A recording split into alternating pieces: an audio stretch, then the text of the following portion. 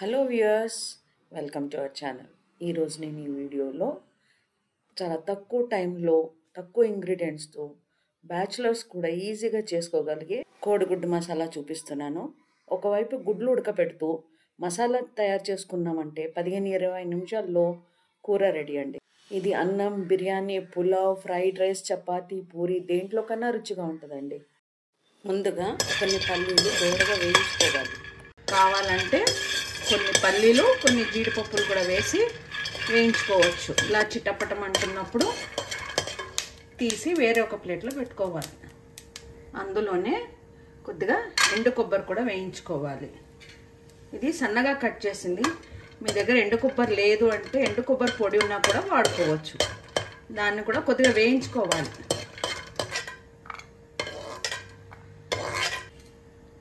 ఇప్పుడు స్టవ్ ఆర్పేసేసి కొన్ని నువ్వులు వేయించుకోవాలి. నువ్వులకి ఎక్కువ వేడి అక్కర్లేదు, ఆ వేడిలోనే ఇవి వేగిపోతాయి. చూడండి, చిటపటం అంటున్నాయి.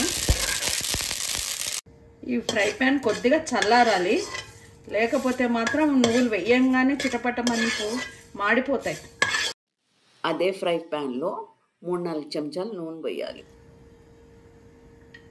నూనె వేడెక్కిన తర్వాత సన్నగా తరిగి పెట్టుకున్న ఒక మీడియం సైజ్ ఉల్లిపాయని బ్రౌన్ కలర్ వచ్చేంత వరకు వేయించుకోవాలి.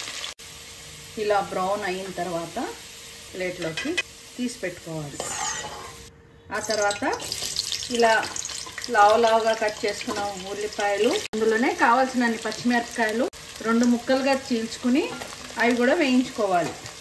అందులోనే 2 మీడియం సైజ్ టమాటాలను కూడా కట్ చేసి వేసుకోవాలి.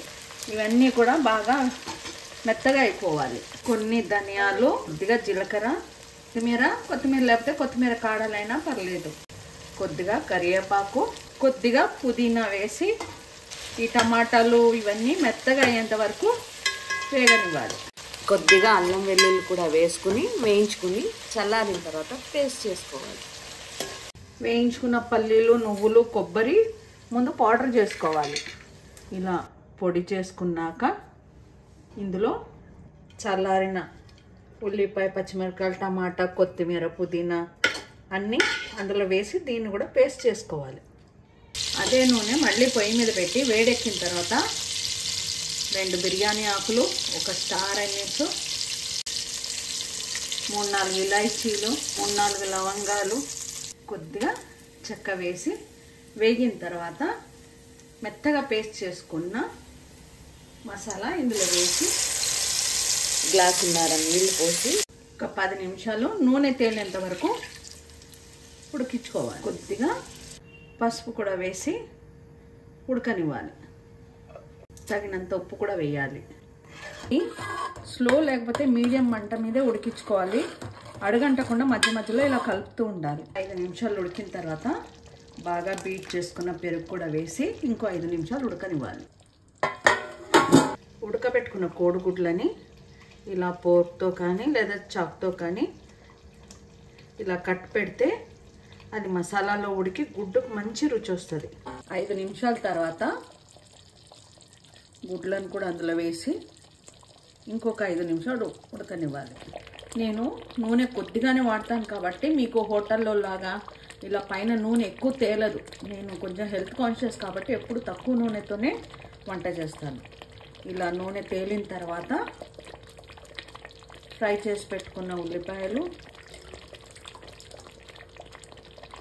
సన్నగా తరిగి పెట్టుకున్న కొత్తిమీర, కొద్దిగా పుదీనా వేసుకొని గార్నిష్ చేసుకోవాలి.